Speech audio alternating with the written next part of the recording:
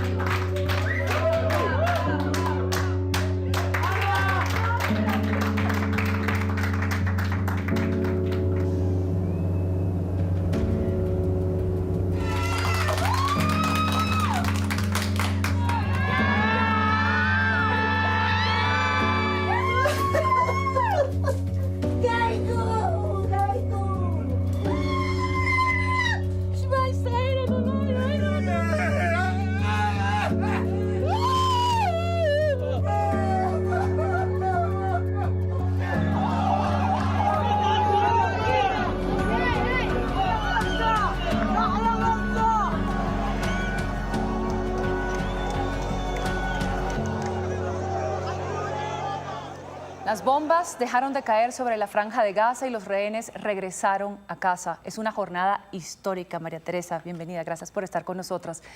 Y para ellos es un renacer. Estos que van a ver son los 20 rehenes israelíes que permanecían en manos de Hamás desde los ataques perpetrados el pasado 7 de octubre de 2023 y quienes hoy recobraron su libertad. En su mayoría, como ven, son jóvenes, entre los 21 y los 48 años. Hay que decir que los niños, las mujeres y los adultos mayores habían sido liberados con anterioridad en otros momentos de cese al fuego. Hoy también 4 de 28 cuerpos de rehenes ya fueron entregados a la Cruz Roja. Para entender mejor el significado de esta jornada, le preguntamos a María Teresa Aya.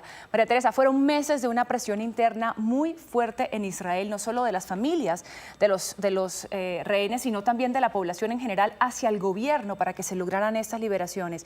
Finalmente se logran. ¿Qué es lo que hizo que pudieran llegar a casa? Andreina, buenas tardes. Aquí lo importante es recordar que fue precisamente la toma de estos rehenes lo que ocasionó la guerra ese 7 de octubre del 2023. 2 años de guerra y esto fue la causa. Ahora con su liberación se quita el gobierno del primer ministro Netanyahu esa espada de Damocles que tenía encima de tengo que devolver a los rehenes, y es que era una promesa de su gobierno. Eso quiere decir que ahora probablemente va a poder negociar mucho más fácilmente la paz y la estabilidad en la región. Ahora, dicho eso, Andreina, es muy importante recordar que aquí fueron instrumentales países como Qatar, Egipto y Turquía, haciendo presión sobre Hamás para que devolviera a estos rehenes, porque para el grupo terrorista Hamás los rehenes eran un comodín de su propia seguridad. Mientras los tuviera, tenía algo que hablar, podía ponerle condiciones a Israel. Al entregarlos, sentían que ya no tenían garantías para su seguridad, y ahí fue clave el papel de estos 3 países en decirles: nosotros estamos detrás de las garantías de seguridad una vez ustedes entreguen los rehenes. Vimos, María Teresa, además en esta firma de este acuerdo que está Donald Trump flanqueado por los grandes poderes del Golfo, por países pues muy importantes que ahora van a tener un rol fundamental en que se mantenga este primer acuerdo. Entre eso había unas fuerzas de paz que se supone que se tienen que desplegar en la Franja de Gaza. ¿Eso lo ves posible, fácil, factible? En este momento, para el presidente Trump, la idea es que haya un fin del conflicto. Los detalles, y ahí entra toda la administración de la Franja de Gaza, es algo que para él se puede ir negociando día a día en el mediano y corto plazo. Pero es muy importante que se negocie y que, así como se ha permitido la entrada de la ayuda humanitaria, se permita esta reestructuración, esta reconstrucción, porque hay que empezar de ceros de lo que es la Franja de Gaza.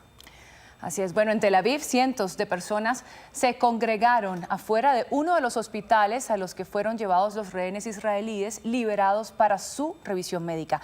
Ahí con vítores y cánticos los recibieron. Nuestra compañera de Blue Radio, Caterina Ávila, nos cuenta más. Buenas tardes, pues fue un día de celebración aquí en Israel, la liberación de estos secuestrados. Unos fueron asesinados, pero 20 están regresando al país con vida. Esto comenzó sobre las 2 de la mañana en la Plaza de los Secuestrados. Cientos de personas llegaron allí para celebrar este día y vivirlo pues en compañía de todas las personas que estaban allí, de familias y de conocidos de estas personas. Y la jornada terminó sobre las 11 de la mañana en 2 tandas mientras se hicieron las liberaciones. Y en el siguiente informe les contamos más detalles. 737 días, 4 horas y 57 minutos. El reloj para traer a casa a los secuestrados finalmente se detuvo en medio de banderas, bailes, cantos, gritos de alegría, aplausos y lágrimas. En la Plaza de los Secuestrados, miles de personas se reunieron desde las 2 de la mañana para ver en pantalla grande el regreso a casa de los 20 secuestrados vivos y los 28 cuerpos de quienes fueron asesinados en cautiverio. El sentimiento era de alegría, pero también miedo. Siento que todo Israel no ha dormido en 2 días. Y sí, todos estamos como que felices, pero también tenemos miedo. No sabemos cómo van a volver. Como que estamos realmente esperando a ver qué pasa. Más que nada es apoyar. Nosotros somos un grupo muy grande de mexicanos que venimos generalmente y todos los que estamos acá vinimos a apoyar y es un sentimiento muy bonito. Ahorita venimos desde temprano porque esto se llena.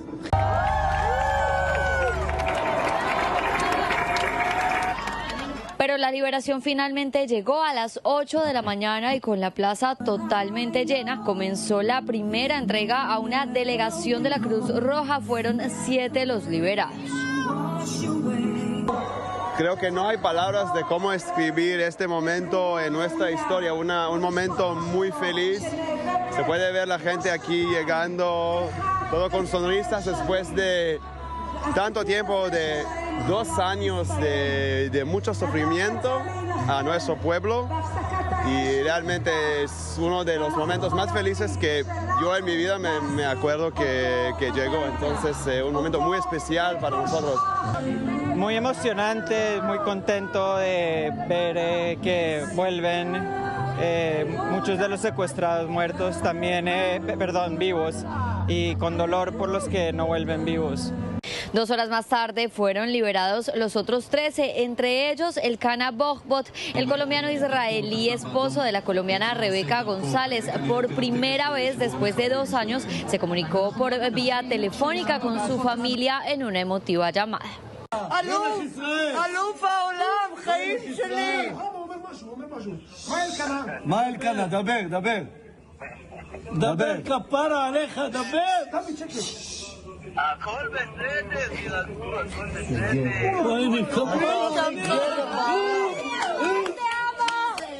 Y con esa imagen se selló el reencuentro con su esposa. Su familia celebraba que por fin estaba en casa, como cientos de israelíes que hoy están listos para cerrar la herida que dejó el 7 de octubre de 2023.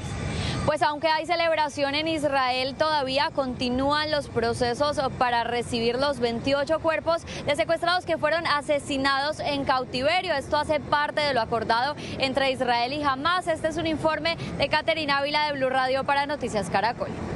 El reporte de Caterina Ávila desde Tel Aviv, pero veamos cómo se vivió en el país, en Israel, este tan anhelado regreso de los suyos. Un momento por el que esperaron más de 2 años, en los que cada minuto fue una eterna agonía, bajo el miedo incesante de cuándo llegaría el final, cuando la ausencia iba a dejar de doler. Ese día fue hoy. Para esos padres era imposible contener las lágrimas, al no creer lo que sus ojos estaban viendo. Los abrazos y gritos de alegría se mezclaron con punzadas de dolor.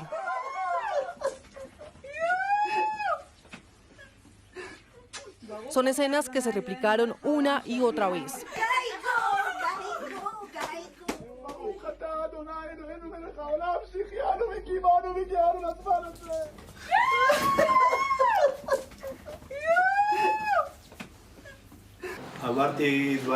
Dos años de pesadilla. He pasado por cosas difíciles en mi vida y siempre he logrado lidiar con ellas. Pero durante estos 2 últimos años sentí que era demasiado tarde. Mucho. No podía más. Previamente, algunos familiares sostuvieron videollamadas con quienes por fin iban a tener en sus brazos. No te lo vas a creer, mi amor, todo estará bien. No habrá más guerra, todos volverán a casa, todos, mi amor, se acabó. Eso es todo, la guerra terminó, volverás a casa, mi amor, te amo, mi amor. Entre quienes volvieron hoy a ver la luz está él, quien hace unos meses dijo estar cavando su propia tumba. hoy puso fin a un capítulo de horror.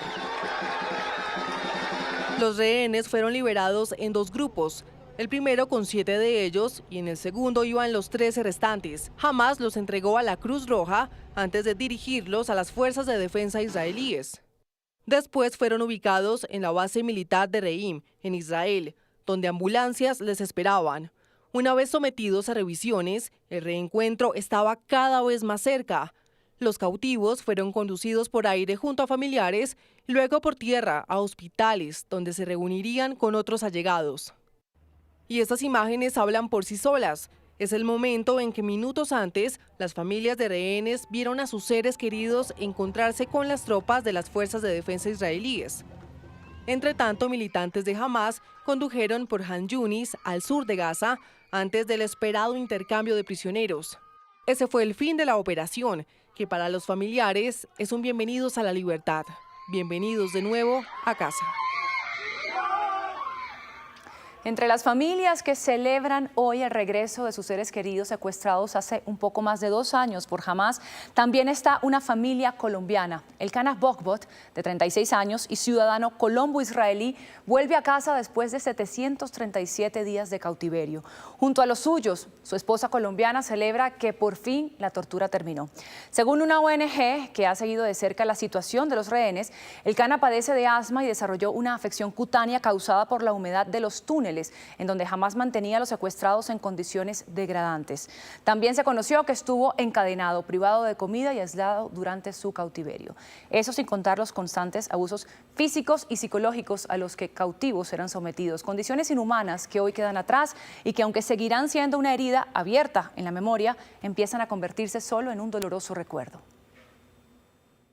Esta foto selló el fin de un duelo congelado en el que vivía la colombiana Rebeca González desde hace ya 737 días. Es el tan anhelado reencuentro con su esposo, Elkana Bogbot, ahora en libertad. Volvieron a ver esa sonrisa que para ambos parecía ya casi solo un recuerdo. Una sonrisa que sobrevivió al miedo, a la distancia y al paso lento de los días en cautiverio. Días antes, así describía Rebeca a Noticias Caracol cómo soñaba que sería el momento del reencuentro. Y la esperanza de cuando regrese, de ver un niño que creció, un niño que todos los días lo esperó, de que todos los días lo recordó, de que no lo cambió por nadie. Y esto va a ser el comienzo de algo muy bonito, un renacimiento de una familia, poder volver a abrazarlo, decirle que ya por la prueba más difícil de su vida la ha superado, porque después de esto no tenemos por qué quejarnos más en la vida.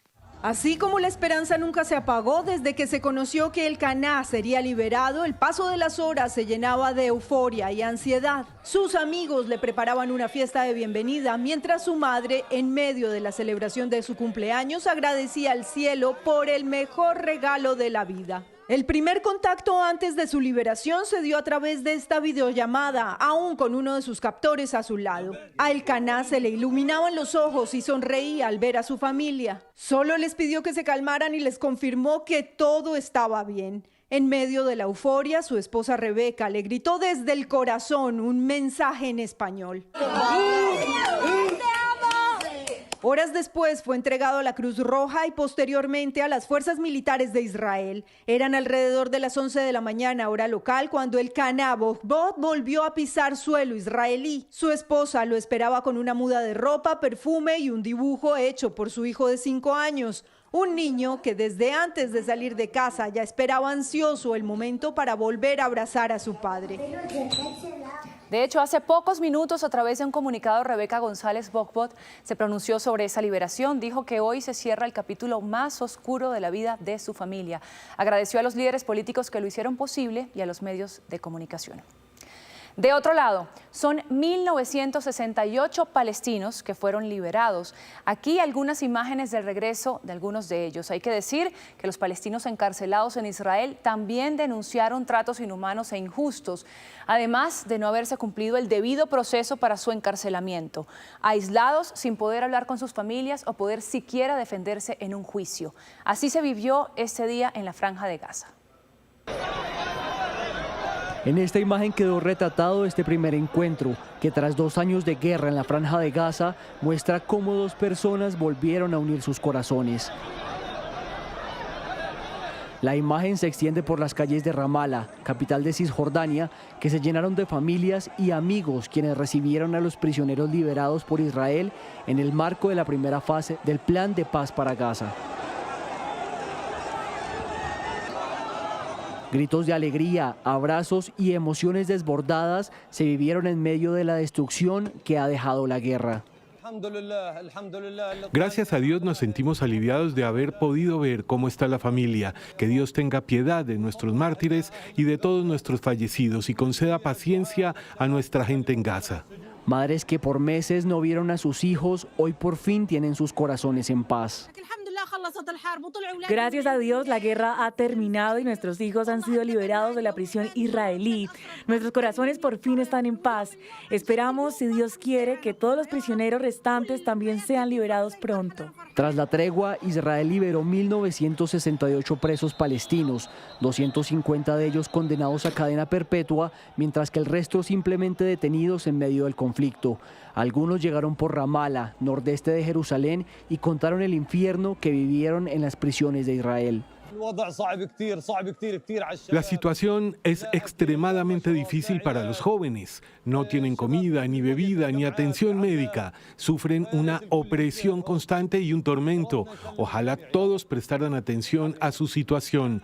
Que Dios los proteja. Gracias a Dios es una sensación indescriptible. Otros fueron liberados en buses que llegaron por el norte de Egipto a la ciudad de Rafah. Estoy muy feliz, es un sentimiento indescriptible. Estoy buscando a mi familia, quiero llegar a ellos. Fui condenado a cadena perpetua y pasé 20 años en prisión. La mayoría de prisioneros liberados mantuvo en su cuello el kifuya, o pañuelo de cuadros blancos que representa la resistencia palestina. Es una sensación indescriptible. Todavía no puedo creerlo. Gracias, Dios. Solíamos esperar esta alegría, pero no la siento porque fue una gran sorpresa. Nos enfrentamos a una presión psicológica extrema y uno no podía creerlo hasta el último segundo. La mayoría de los prisioneros liberados en Gaza fueron detenidos en el enclave durante los últimos 2 años, muchos de ellos sin cargos, pero arrestados bajo el sistema de detención administrativa del ejército israelí. Otros sí fueron condenados por crímenes relacionados al terrorismo. Como vimos, hoy es una jornada de felicidad también del lado palestino, quienes reciben a los prisioneros, muchos de ellos considerados como héroes, aunque para una parte del mundo, algunos también son considerados terroristas, pues han cometido crímenes. María Teresa, ¿qué significado tiene para los palestinos estas liberaciones? Andreina, así como decíamos que la liberación de los rehenes en manos de Hamás era el objetivo número 1 de la guerra para Israel, la liberación de estos presos palestinos, que ellos llaman retenidos en contra de su voluntad por parte del gobierno de Israel, era el objetivo principal para el grupo terrorista Hamás. Es más, se puede decir que la toma de los rehenes ese 7 de octubre del 2023 fue precisamente para lograr un grupo robusto de personas que ellos pudieran después intercambiar por los presos palestinos, dado que el Estado de Israel tiene esa política desde hace décadas de intercambiar presos palestinos por los cuerpos o por los retenidos vivos que haya de ciudadanos israelíes en la Franja de Gaza. Ya lo habían hecho antes y Hamás buscaba de alguna manera fortalecerse, utilizando, y esto suena cruel y despiadado, como un comodín de cambio a los rehenes que tomó ese 7 de octubre. Pero no liberaron, María Teresa, algunos de los nombres más prominentes dentro de esta lista de palestinos encarcelados. No, Andreina, ahí está el nombre de Marwan Barghouti, y este es uno de los grandes líderes hoy en día de la causa palestina, que se dice puede unir lo que queda de la autoridad palestina con el grupo terrorista Hamás y lograr una sola entidad política para liderar en Palestina. Pero es que Israel ya aprendió, y en uno de los últimos intercambios a finales de la década del 2000-2009, liberaron 1.000 personas, entre las cuales Yanwar Sinwar, quien fue el artífice de los ataques del 7 de octubre, y no iban a repetir ese error, por eso no lo liberaron esta vez. Liberaron otros, pero no todos. Ahí se dieron y ganaron también. Bueno, María Teresa, en medio del alivio por la liberación de los secuestrados y el cese al fuego, sin duda los agradecimientos están concentrados hacia un hombre, y es el presidente de los Estados Unidos, Donald Trump, quien fue recibido con múltiples muestras de agradecimiento y quien pronunció un discurso histórico. Juan Camilo Merlano, ¿qué dijo Trump? Buenas tardes.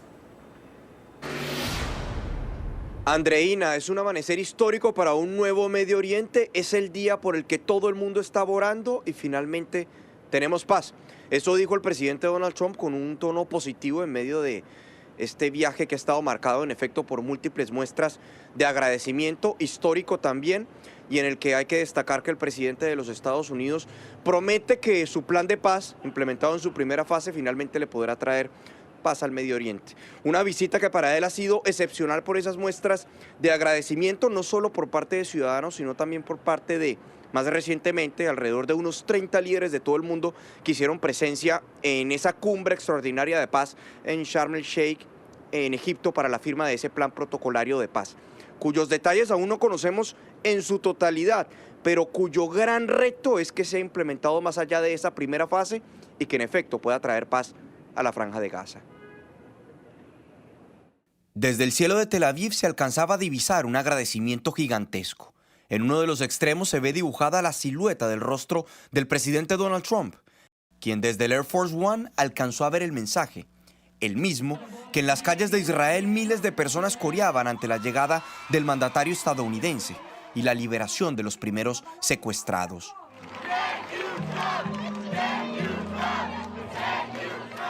Al aterrizar, el mandatario se desplazó inmediatamente a Jerusalén, al Knesset, el parlamento israelí. Allí firmó el libro de invitados y sostuvo una reunión acompañado del primer ministro Benjamín Netanyahu, con exsecuestrados y familiares de secuestrados por Hamás, quienes extendieron su agradecimiento.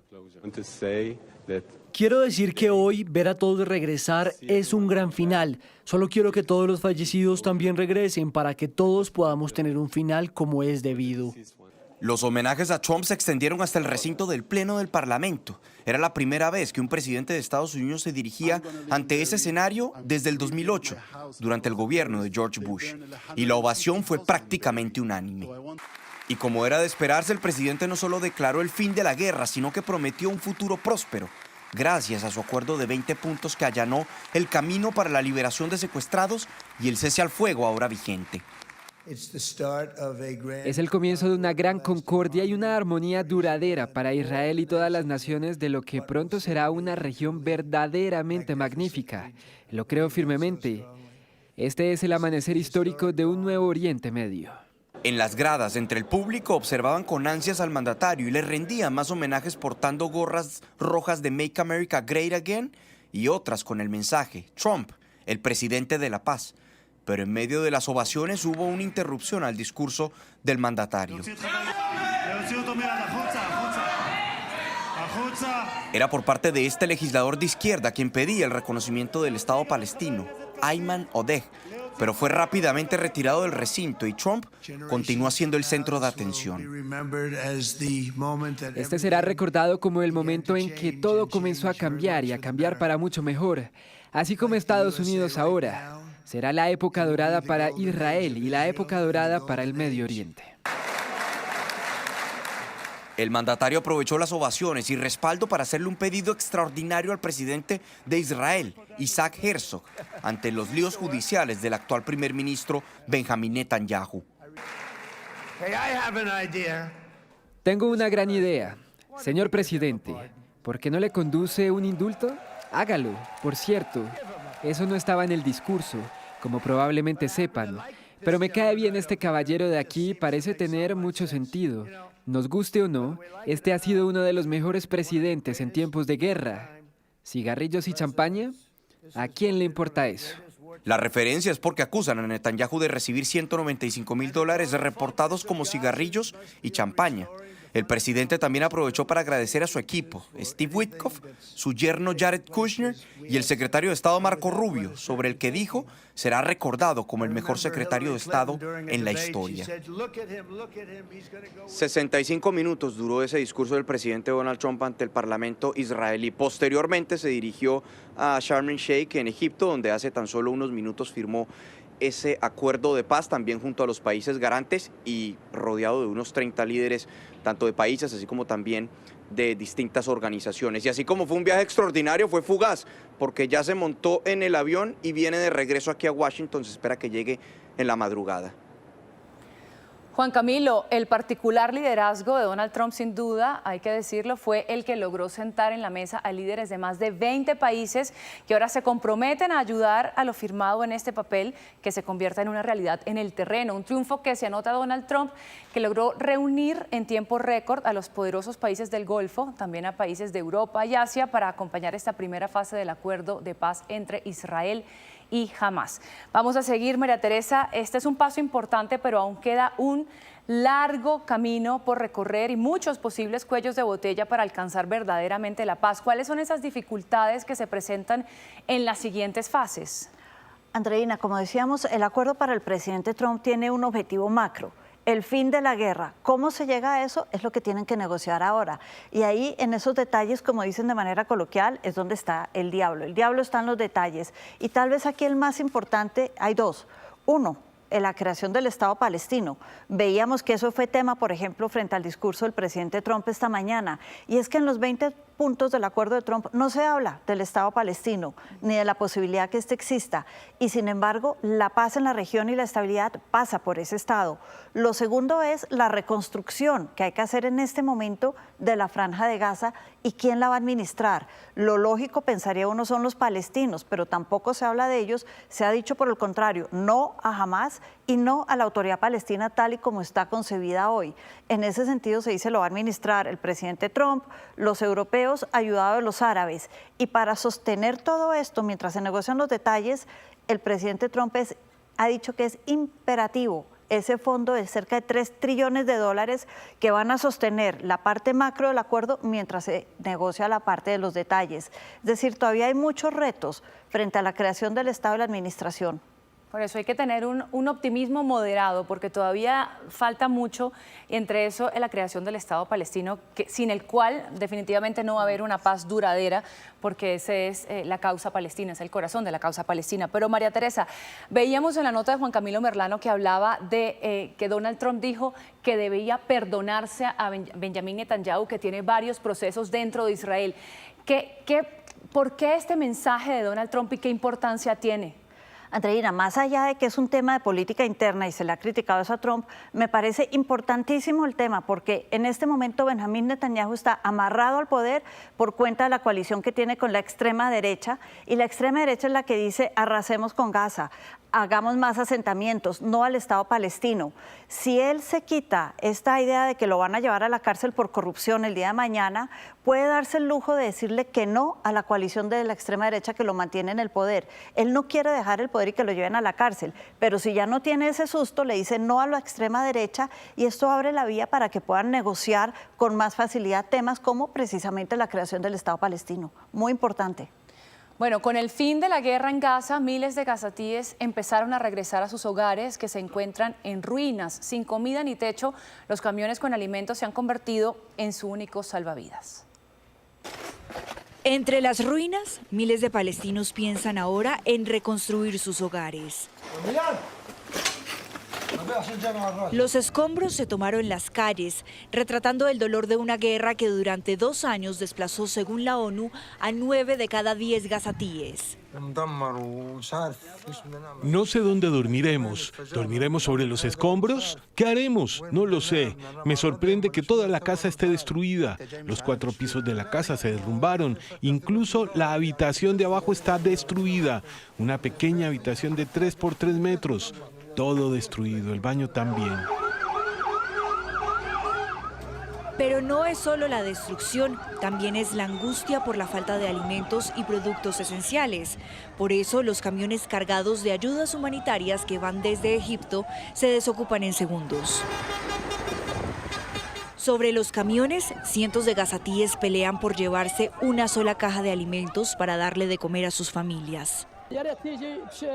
Espero de verdad que esta ayuda se pueda gestionar oficialmente y entregar a la gente. No puedo hacerlo así, podría ser atropellado por un camión. Así que espero que los países extranjeros ayuden a entregarla a la gente de aquí y la distribuyan como antes. Sin desistir, viven el tercer día del cese al fuego. La destrucción no alcanza a ser descrita con palabras. Cerca de los 2 millones de habitantes de Gaza tuvieron que dejarlo todo. Y hoy, retornar significa un nuevo comienzo. Pero a puertas del invierno, sin comida, sin agua y sin techo, no saben dónde resguardarse. No tenemos trabajo ni casa, volveremos a vivir en las calles, así que ¿por qué deberíamos estar felices?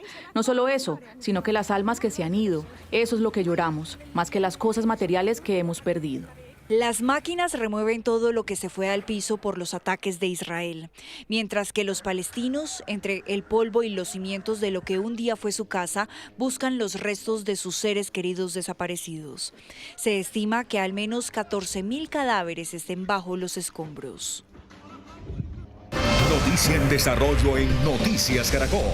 1:04 p.m. En Noticias de Colombia, varias emergencias causaron las lluvias de las últimas horas en Barrancabermeja. 90 familias resultaron damnificadas. Natalia Ayala, una mujer, resultó herida. ¿Cuál es su estado de salud?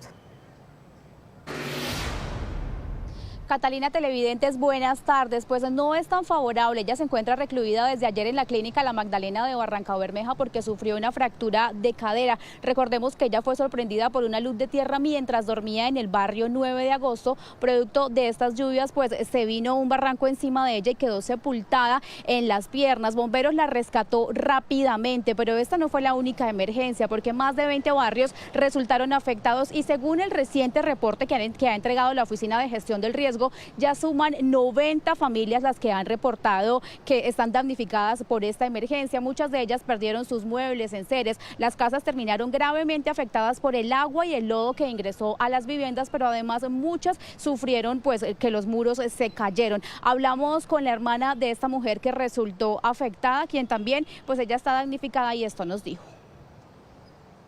Le van a hacer una cirugía de caderas, ¿ya? Y otras cosas más de las piernas. Y mire cómo está la casa, se perdió muchas cosas de ella, ¿sí ve? Y ahorita ya queda que no puede ni trabajar ni nada. Entonces, pues comenzó a llover duramente y se vino el barranco de allá arriba y se le trajo toda la pared y eso, y ahí fue donde ella quedó atrapada con el barro.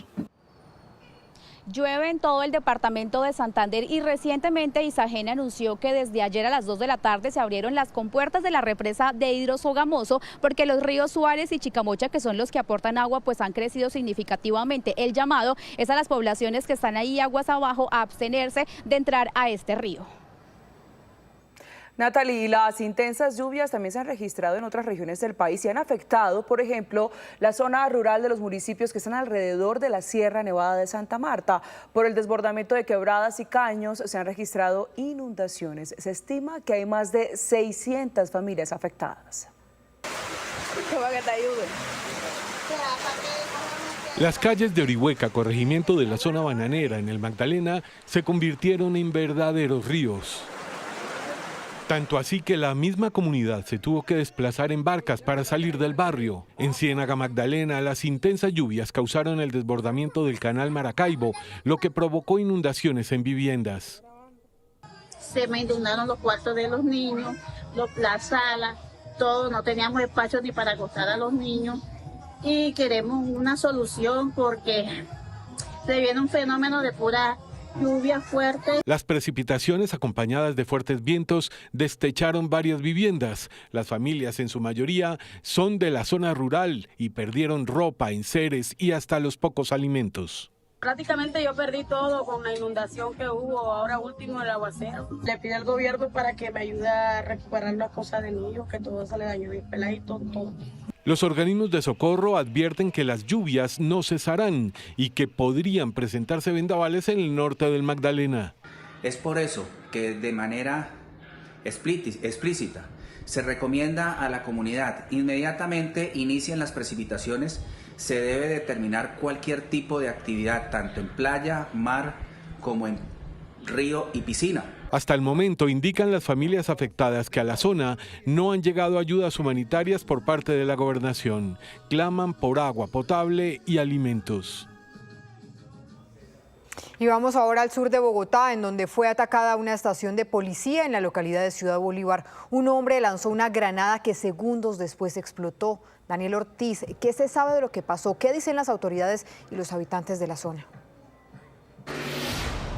Catalina, buenas tardes. Es importante mencionar que no hubo personas afectadas por esta situación, pero sí daños en la infraestructura. Y les quiero mostrar cómo fue la situación. Un hombre joven llegó hasta este punto y lanzó aquí, en este lugar, la granada de fragmentación. Esta explotó y generó entonces el daño en esa infraestructura, vidrios que quedaron rotos en esta estación de policía del barrio Santo Domingo, en la localidad de Ciudad Bolívar. Pero es que miren, es importante resaltar que justo aquí al lado hay una cancha donde regularmente están las personas, los niños, los jóvenes aquí. Y también lo que nos dicen las autoridades es que este hombre vino por este punto y subió por esa montaña precisamente para escapar hacia el municipio de Soacha.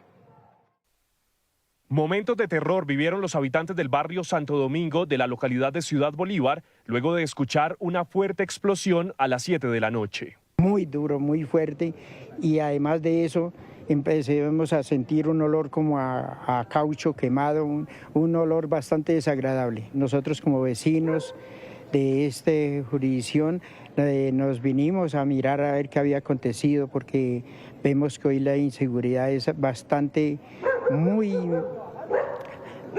tremenda. El artefacto explosivo fue lanzado contra la estación de policía, ocasionando daños en su infraestructura. Sin embargo, no se reportaron personas lesionadas. El artefacto explosivo causa unas esquirlas a unos vidrios del CAI sin causar daños mayores. Se genera un proceso investigativo con inteligencia, policía judicial, para determinar los actores intelectuales y materiales de este hecho. El alcalde de Bogotá, Carlos Fernando Galán, a través de sus redes sociales, rechazó este hecho de violencia contra la fuerza pública y aseguró que este caso obedecería a una retaliación de las estructuras criminales que delinquen entre el sector El Paraíso y la frontera con el municipio de Soacha, debido a los operativos que ha estado realizando la policía en la zona. Por su parte, los habitantes de la localidad de Ciudad Bolívar piden mayor seguridad.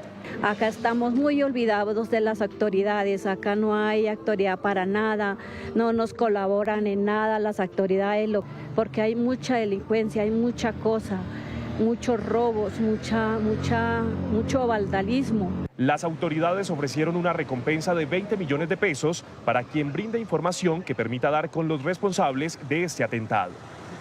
Y precisamente las autoridades continúan con las investigaciones con respecto a este atentado que se registró en el barrio Santo Domingo de la ciudad de Ciudad Bolívar. Hemos podido conocer que son dos bandas las que se disputan el control territorial y también el microtráfico de drogas, los de la plancha y adicionalmente los paisas. Por eso todas las investigaciones están encaminadas en ese orden.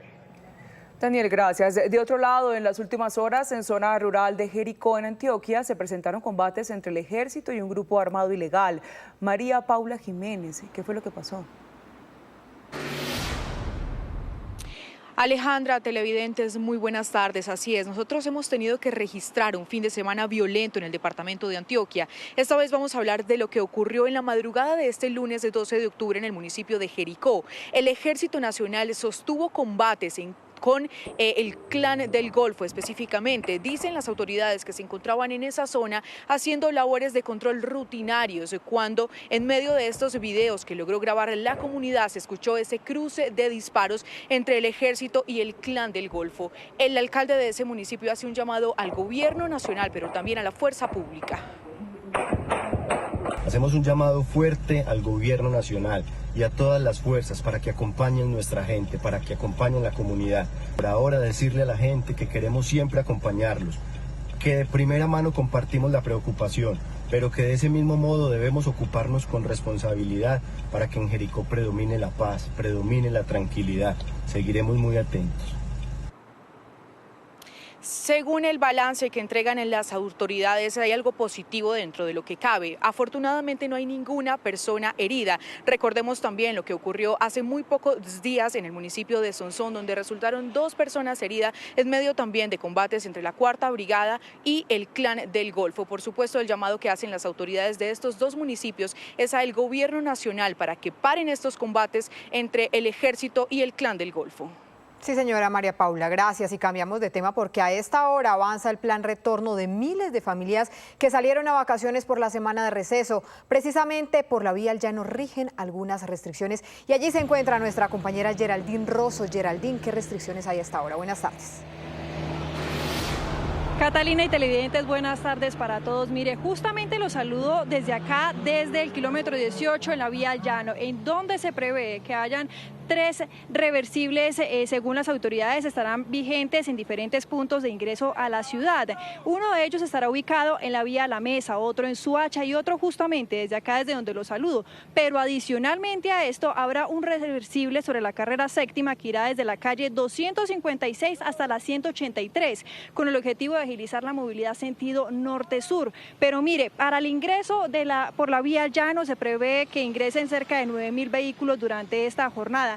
Y en cuanto a Bogotá, se prevé que ingresen más de 100.000 vehículos. También deben de tener en cuenta el pico y placa regional. Al respecto, hablamos con la general Susana Blanco, directora de Tránsito y Transporte. Es importante mencionar una reducción en siniestros viales del 60% como cifra preliminar.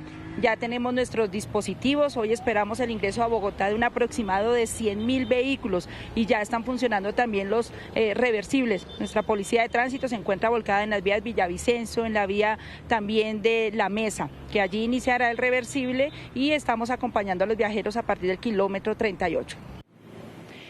Es importante que los ciudadanos tengan en cuenta durante esta jornada el pico y placa regional. Mire, le recuerdo los puntos: en la autopista norte, autopista sur, avenida Centenario, la calle 80, carrera 7ª, avenida Boyacá, vía al llano, en la vía Subacota, en la vía La Calera y la vía Chuachí.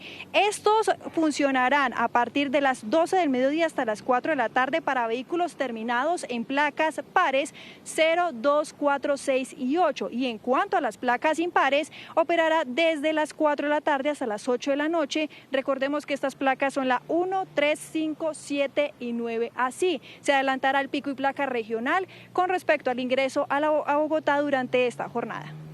Información clave, Geraldine, muchas gracias. 1 de la tarde, 15 minutos. Presten por favor mucha atención a la siguiente información. Si usted tiene pensado viajar a Europa, tenga en cuenta que hay nuevos requisitos para su ingreso. Las exigencias comenzaron a regir desde este fin de semana. María Fernanda Tarazona, ¿cuáles son?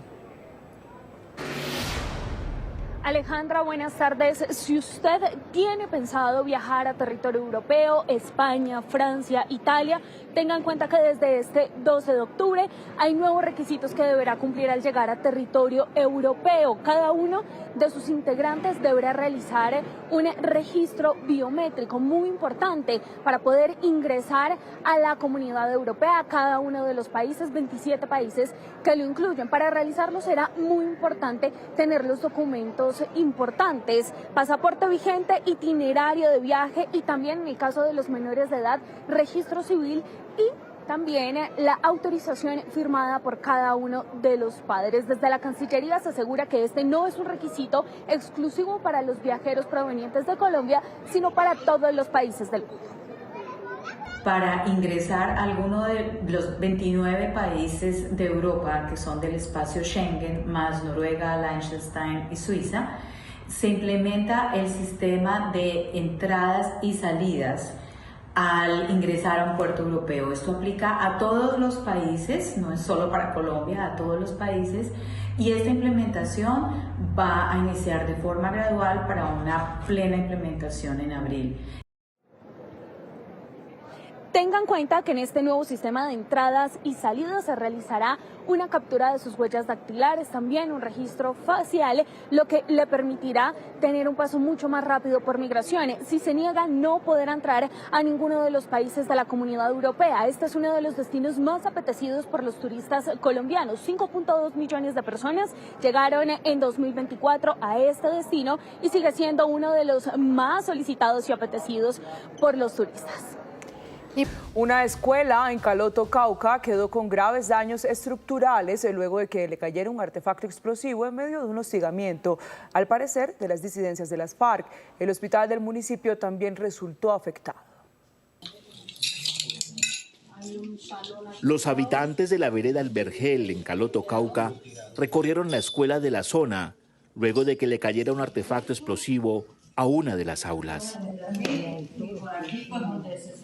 El techo de la escuela quedó con huecos, las ventanas completamente rotas y los pupitres y asientos de los estudiantes quedaron destruidos. Ese espacio educativo quedó convertido en casi ruinas. Los alumnos tendrán que esperar que reparen los daños para volver a la escuela después de esa semana de receso.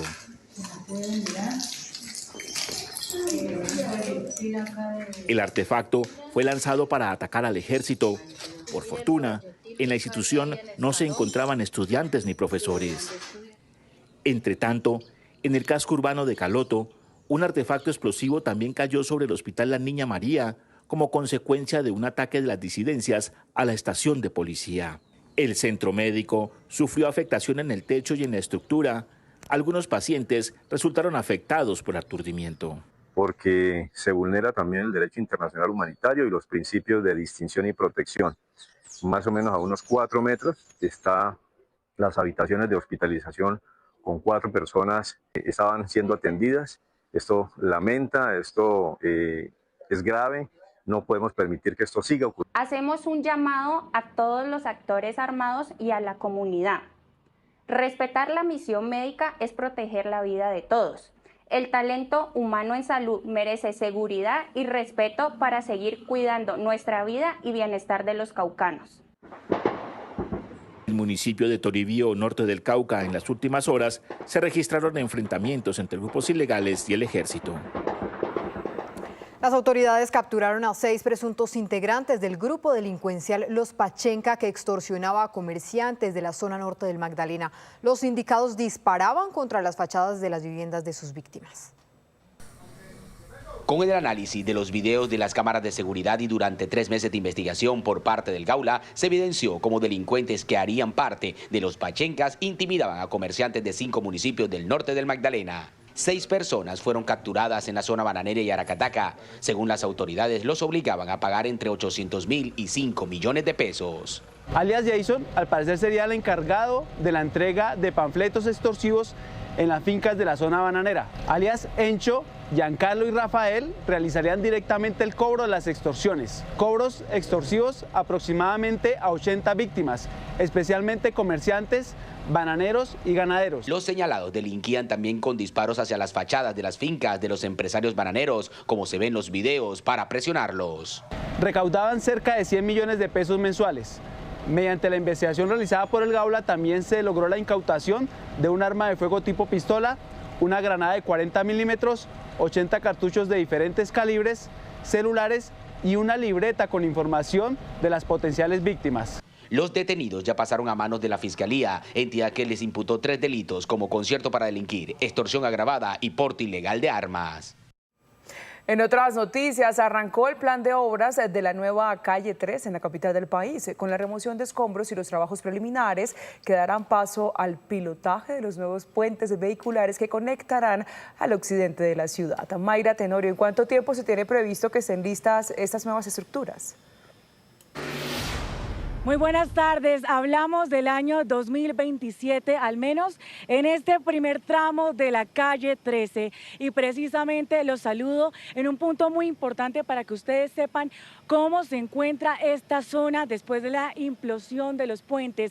Hay que decir que los cierres, al menos en este perímetro, se mantienen hasta el día de mañana a las 4 de la mañana para que tenga muy en cuenta. No hay paso por este punto de la ciudad, ya que estas labores de remoción se mantienen a toda marcha. Hay que decir que se busca habilitar estos carriles mixtos el día de mañana. Y es que comienzan las obras y para que usted sepa qué viene para esta vía principal, preparamos el siguiente informe.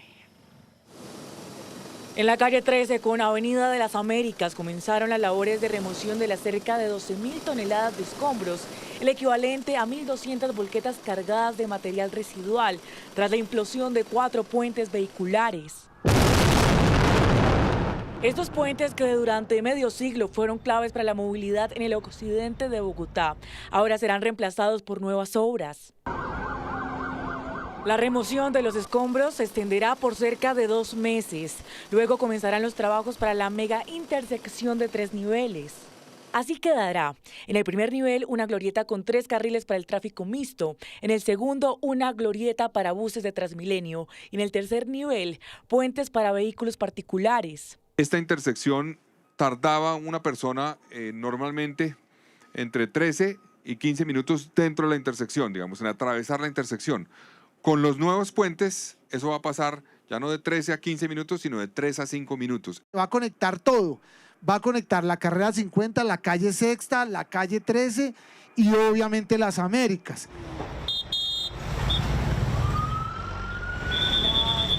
Actualmente así luce el tránsito en este punto de Bogotá. Pitos constantes, gestores de tránsito intentando organizar el paso y conductores atrapados en el flujo vehicular. Todo el mundo se le va encima a uno y demás, y tanta gente también en cicla, en bici, nos fea el transporte, la verdad. En hora pico es muy difícil, por los camiones, motocicletas. La nueva calle 13 es una obra que Bogotá esperaba hace más de 20 años. Cerca de 680.000 personas circulan a diario por este corredor. Aquí también se mueve el corazón industrial de la ciudad, con alrededor de 1.000 vehículos de carga que entran a Bogotá cada día. Para que garanticemos que cuando arranque esta obra, que arranca con la demolición de los puentes, los ciudadanos vean inmediatamente obra. Los nuevos puentes vehiculares esperan que estén listos en 2027. Durante este tiempo, los cierres viales se mantendrán y afectarán la calle 13, la Avenida de las Américas, la calle Sexta y la carrera 50. Arrancaron entonces las obras aquí en la calle 13 y usted se preguntará qué va a pasar con estos cierres. Bueno, estos cierres se van a levantar el martes a las 4 de la mañana, pero tenga en cuenta que las obras van a seguir en este punto de la ciudad y que habrá cierres viales en donde por 3 años aquí en la calle 13, Avenida Las Américas, carrera 50 y calle Sexta. Importante información, Mayra, gracias. 1:34 p.m. Uno de los proyectos más ambiciosos y transformadores para el turismo en Cartagena ya está en marcha. Se trata de la construcción del Gran Malecón del Mar, que tendrá áreas recreativas, comerciales, deportivas, entre otras. Con una inversión de 200.000 millones de pesos, el Gran Malecón del Mar contempla la adecuación de más de 100.000 metros cuadrados de espacio público a lo largo de 5 kilómetros que conectarán el norte de la ciudad con el centro histórico. Realmente creo que es una felicidad que por fin una administración, una alcaldía, pues haga proyectos, realice proyectos y con el dinero de los cartageneros y demás construya esta verdadera maravilla. Este corredor frente al mar integrará ciclovías, espacios culturales, comerciales, áreas recreativas y zonas para caminar y disfrutar del atardecer. Dentro del malecón hay unos escenarios de aprovechamiento comercial que en últimas son los que van a estar financiando la sostenibilidad del malecón, que el malecón esté impecable de la mejor manera y que todo lo que esté en el malecón funcione. La obra comenzó con intervenciones de protección costera en Marbella y El Cabrero, donde ya se han instalado espolones y escolleras que han permitido la recuperación natural de la línea de playa. Y le aporta a la ciudad que el turismo crezca y la verdad es que para nosotros mismos también es ideal que hay otro atractivo turístico en Cartagena y la verdad es que es muy interesante, la verdad, y muy alegre porque ese alcalde se ha puesto la 10. El malecón también contará con el Mirador del Sol, donde se levantará la emblemática Rueda de Cartagena, atractivo que se convertirá en un referente frente al mar. Y nos trasladamos de región. En Rivera, Huila, existe un lugar mágico que invita al descanso y a la conexión con la naturaleza. Llegamos a las aguas termales del municipio verde del Huila, un paraíso de salud y bienestar. Entre montañas verdes, las aguas termales de Rivera emergen como un refugio natural. A solo 20 minutos de Neiva, este paraíso esculpido por la naturaleza invita a sumergirse en piscinas cristalinas rodeadas de frondosa vegetación, una combinación que resulta el pase directo a la relajación. Centro recreacional llega mucho turista de toda Colombia, del exterior, más que todo nos visitan fuera del departamento, ¿no? Digamos que es un lugar preciso para el que llega, distraerse, disfrutar, encuentra variedad de atracciones. Quienes llegan encuentran más que un baño caliente. Es un encuentro con la salud, la calma y la tradición huilense que desde generaciones reconocen en el agua un poder sanador ancestral. Termales son sinónimo de relajación.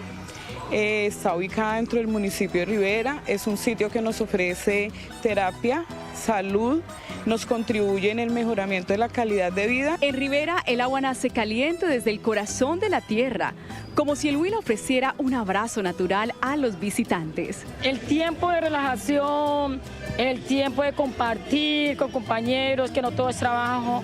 Las aguas termales de Rivera, Huila, son un destino ideal para quienes buscan armonía entre cuerpo y espíritu en medio de la riqueza natural del Huila. Y ahora vamos al Baupés, en donde le apuestan al turismo biocultural, integrando las comunidades indígenas de los 27 grupos étnicos asentados allí en este departamento.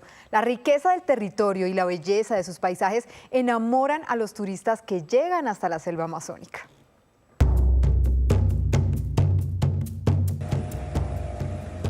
Los atardeceres en el malecón del río Baupés en Mitú tienen encantados a sus visitantes.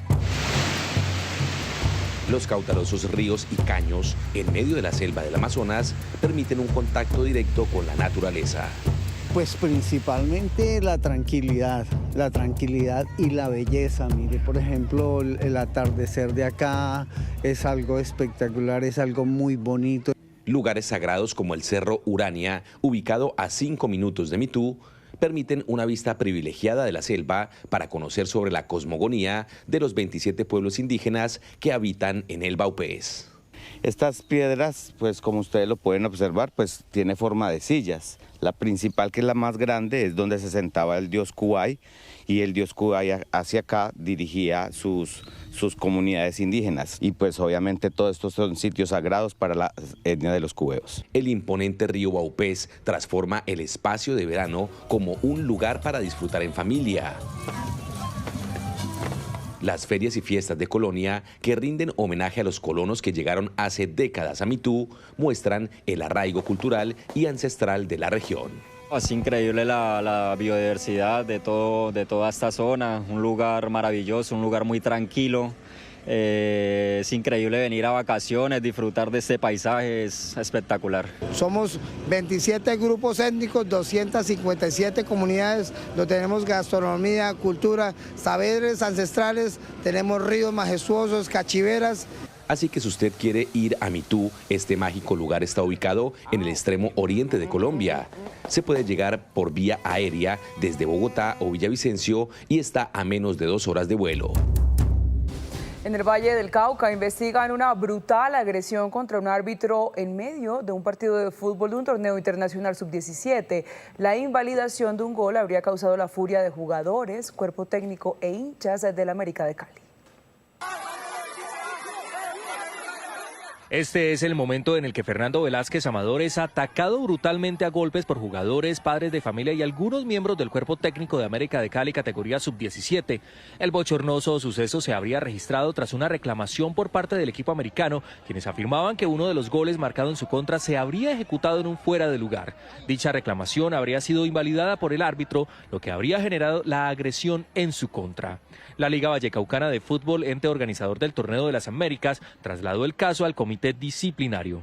Yo creo que gente como la que vimos ayer, deportistas como vimos ayer, no pueden seguir pisando y manchando nuestras canchas. Entonces me imagino que la comisión va a poder emitir una sanción en meses o años. Amador, como es conocido desde hace más de 10 años en el mundo del arbitraje, presentó heridas de consideración en diferentes partes del cuerpo. La Asociación Vallecaucana de Árbitros de Fútbol exige justicia y respeto por los árbitros. Yo desde que me enteré del asunto he estado muy pendiente de la evolución de él. Él estuvo ayer en el hospital de Jamundí con muchos dolores de cabeza, muchos dolores en el cuerpo. Ustedes vieron las imágenes que fue una agresión muy fuerte. No, nosotros vamos a mirar el tema con los abogados y de acuerdo a lo que revisemos haremos las demandas pertinentes. A través de un comunicado oficial, América de Cali S.A. lamentó lo sucedido y anunció investigaciones y sanciones disciplinarias. Por su parte, John Bisman, miembro del cuerpo técnico de este equipo y uno de los agresores, pidió disculpas y aseguró que su reacción se dio al ver que uno de los jugadores estaba siendo agredido. El Torneo de las Américas, evento que cuenta con más de 60 invitados internacionales, llegará a su fin esta tarde. A esta hora es noticia en Santa Marta un nuevo accidente de tránsito y que involucra a una ambulancia y que, según testigo, iba a exceso de velocidad y en contravía y que terminó dejando a 3 personas heridas, 2 de ellas de gravedad, un transeúnte y un motociclista que se encontraba en la zona del Cisne. Esto queda al suroccidente de la capital del Magdalena. También resultó afectado, por supuesto, el conductor de la ambulancia. Todos fueron trasladados a clínicas privadas de esta capital donde reciben atención médica especializada. El llamado que hacen las autoridades de tránsito y también la misma comunidad es a los conductores de ambulancia que tengan mucho más cuidado al hacer uso de las vías porque son repetitivos estos casos. A esta hora es noticia la investigación que lidera un grupo especial de la Policía Valle para identificar al propietario de una maleta incautada recientemente en el Aeropuerto Internacional Alfonso Bonilla Aragón de Palmira, que en su interior tenía fusiles, subfusiles y municiones de diferentes calibres. La maleta, proveniente de Houston, Estados Unidos, tenía como destino final la ciudad de Cali. A esta hora es noticia en Atlántico la recuperación de 39 celulares que habrían sido hurtados mediante la modalidad de cosquilleo durante un concierto en Cartagena este fin de semana. En medio de operativos de control en la vía al mar, los uniformados detuvieron un vehículo y al registrar las pertenencias de los ocupantes encontraron estos equipos móviles celulares. Dicen las autoridades que durante la requisa lograron contactar a una de las víctimas, quien confirmó que le habían robado su celular cuando asistía a este evento masivo en la ciudad de Cartagena. En este operativo de control también fueron capturados 2 hombres por el delito de receptación. A esta hora es noticia la investigación de las autoridades de un presunto hecho de abuso policial ocurrido en el centro de Bucaramanga. En la grabación se ve cómo un policía agrede violentamente a una mujer lanzándola al piso. Segundos después vuelve y la agrede, la coge del cuello, la jala y la vuelve a tirar al piso. Este hecho, según la policía en Bucaramanga, se habría registrado desde el mes de septiembre y desde ese momento está siendo investigado. Sin embargo, en las últimas horas el video se ha vuelto viral en redes sociales y por supuesto que ha generado el repudio de toda la ciudadanía. A esta hora es noticia que finalizaron las obras de modernización de la planta Los Manantiales. Estas obras tenían sin el servicio de acueducto a más de 1 millón de personas en los municipios como Bello, Copacabana y Girardota. Empresas Públicas de Medellín manifestó que las obras finalizaron con éxito y que el agua retornará a los hogares del norte del Valle de Aburrá de manera paulatina en el transcurso de este día. María Paula, gracias. Familiares de colombianos detenidos en Venezuela hicieron un plantón en el Puente Internacional Simón Bolívar, allí en Cúcuta, para exigir la liberación de sus seres queridos. Piden también la intervención del gobierno colombiano. Por más de 5 horas, el paso a través del Puente Internacional Simón Bolívar fue intermitente. Las familias de los 40 retenidos en el país vecino se dieron cita para pedir por su liberación. No ha hecho nada, estamos en total abandono. Los rostros de los colombianos se veían en todas las pancartas. Michelle Barrios es la esposa de Oscar Alexander Viera, un deportista de alto rendimiento que fue detenido el 18 de octubre del 2024. Llevo 1 año sin saber absolutamente nada más de él porque pues es uno de los pocos colombianos que no ha tenido ni una sola llamada. Y en este caso, ¿saben ustedes por qué argumento lo detuvieron? ¿Han conocido algo? Es el mismo argumento que tienen todos, por terrorismo, por complot, por mercenarios.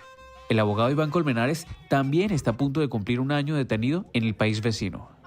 Retenido injustamente en Venezuela. Bueno, nosotros ya no le hicimos retenido, sino secuestro, porque ya hay 1 año y las autoridades venezolanas no nos dan respuestas de ellos. Y estamos exigiendo al presidente Petro, que estamos detrás de él ya 1 año, rogándole suplicándole que por favor se presione de los 40 colombianos que están secuestrados en Venezuela. Solo 2 veces hemos tenido comunicación con Iván. Iván está con depresivos. Eso fue lo último que nos trajeron de información. Por ahora, las familias de estas personas piden que el gobierno colombiano aproveche las buenas relaciones que tiene con Venezuela y logren la liberación de los compatriotas. En otras noticias del mundo, 13 días después de que fuera anunciado el Premio Nobel de la Paz para María Corina Machado, el régimen de Nicolás Maduro anunció el cierre de su embajada en Noruega, país que le otorgó el reconocimiento a la líder opositora. Nuestra corresponsal en Caracas, Beatriz Adrián, tiene los detalles. Hola, buenas tardes. El régimen de Nicolás Maduro ha decidido cerrar las embajadas en Noruega y en Australia, argumentando que es parte de una reestructuración de sus misiones diplomáticas en diversos países. Cabe destacar que esto ocurre día después de la entrega por parte de Noruega del Premio Nobel de la Paz a la líder opositora María Corina Machado. Hasta el momento no se ha producido ninguna respuesta oficial por parte del gobierno de Maduro acerca de la entrega de este premio, pero como consecuencia, según muchos analistas, ocurre el cierre de esta embajada, pero repetimos, el argumento que da Venezuela es que es parte de una reestructuración.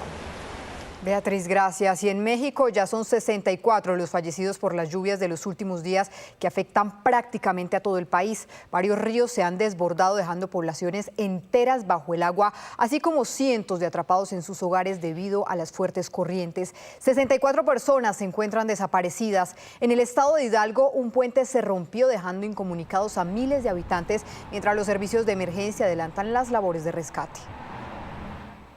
El presidente de Madagascar huyó del país africano en medio de multitudinarias protestas para pedir su dimisión.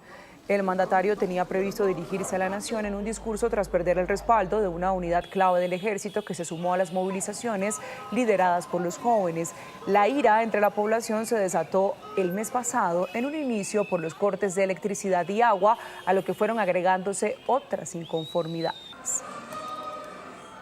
En Portugal, más de 270.000 peregrinos se congregaron en el santuario de Fátima para rendir homenaje a Nuestra Señora de Fátima. Su réplica fue sacada de la capilla de apariciones para este momento entre la multitud de fieles católicos. En un ambiente de meditación y cantos religiosos, los feligreses participaron en una misa y en uno de los instantes más esperados, la bendición de las velas. Nos concentramos nuevamente en las noticias de Colombia. Roche, uno de los laboratorios médicos más importantes del mundo, planteó su preocupación por el sistema de salud colombiano. Y es que asegura que por falta de financiamiento han dejado de llegar medicamentos y tratamientos al país. Colombia vive uno de los procesos más complejos en materia de salud actualmente. Desde las empresas, desde las grandes empresas, una de ellas de talla mundial, que es Roche Pharma, han tomado sus percepciones, revisiones y tienen propuestas para lo que hoy vive el sistema de salud colombiano.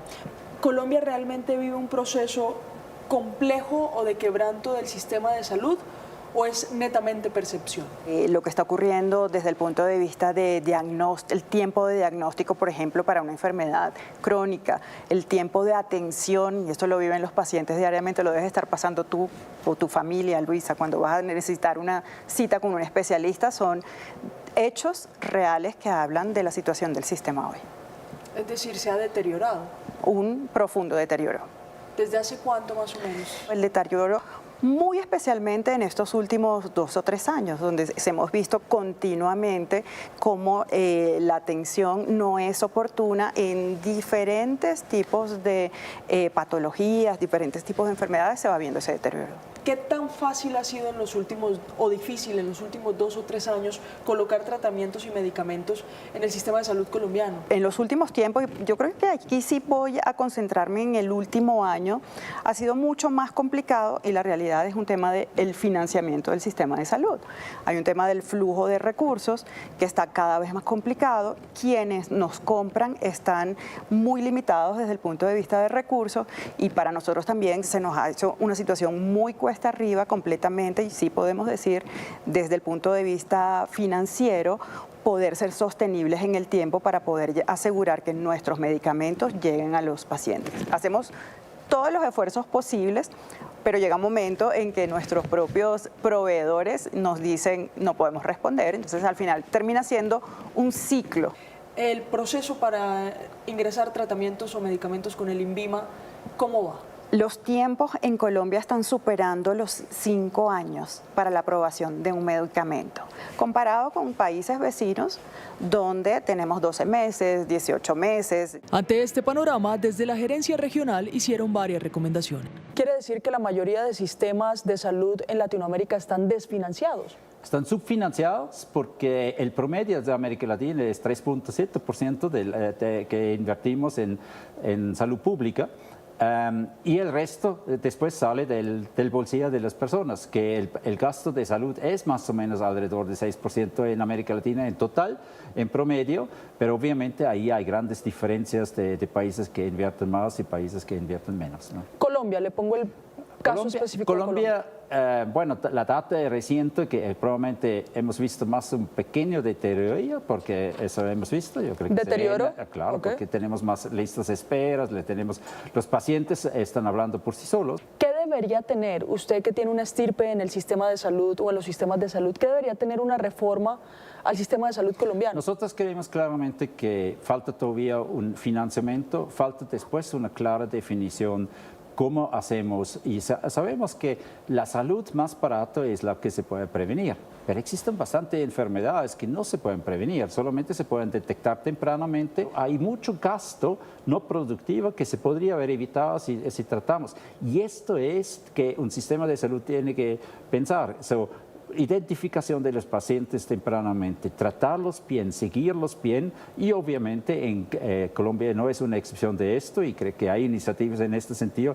¿Cómo lo hacemos esto en los diferentes territorios para garantizar acceso también cuando estamos fuera de Bogotá, fuera de las grandes ciudades, ¿no? Para el cierre les contamos que artistas de Pereira hicieron un mural en un corredor turístico de la ciudad. Un lugar que antes era una zona violenta se transformó en un espacio cultural. De la Gueto visitó en Pereira a La Ferro, un lugar que se ha convertido en un símbolo de paz y que antes era recordado como una comuna llena de violencia. Uniendo lo que es, ¿verdad?, los jóvenes a este mundo maravilloso de lo que es, ¿verdad?, el arte, la música, la cultura, que es parte del barrio, y eso es lo que estamos tratando de hacer.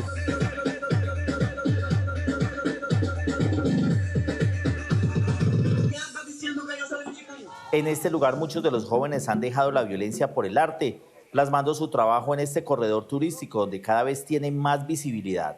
Y trabaje y más nada, papi, no es más nada, sigue hacia adelante. Lo que te gusta hacer y lo que realmente te da paz. Al final del día eso es lo más importante, que eres feliz lo que estás haciendo. Quisimos experimentar una galería al aire libre de diferentes artistas de varias partes del país, de varias partes del mundo, hacer varios homenajes a través de lo que sabemos del arte, y que este lugar se va construyendo en ese espacio, en ese epicentro del arte y la cultura, ya no solamente del eje cafetero, sino de Colombia. Este lugar se ha convertido en un atractivo turístico en la ciudad de Pereira. Aquí los jóvenes muestran su talento en el sector de nacederos, por eso hoy rinden homenaje con un mural lleno de color. 2:39 terminamos, estas fueron las noticias, nos vemos a las 7 de la noche con una nueva edición informativa.